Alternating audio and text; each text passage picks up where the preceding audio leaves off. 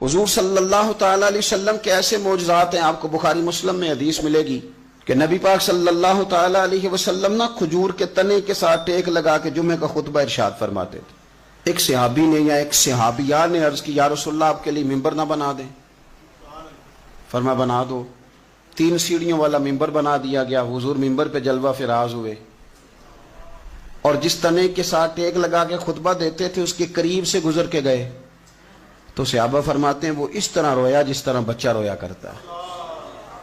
اس کا دل تھا جس نے محسوس کر لیا کہ میں بچھڑ گیا ہوں،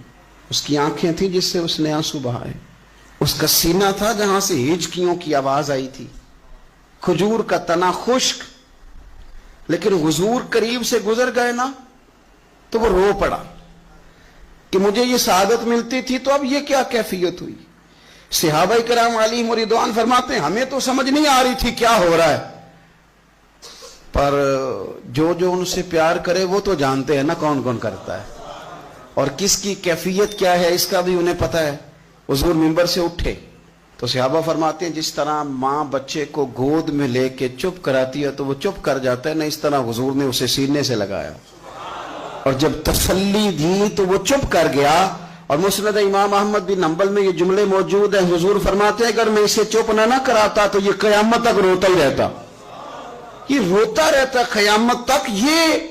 کیفیت ہے رسول کریم کے معجزات کی کہ وہ تنا جس کے ساتھ حضور صرف ٹیک لگا دینا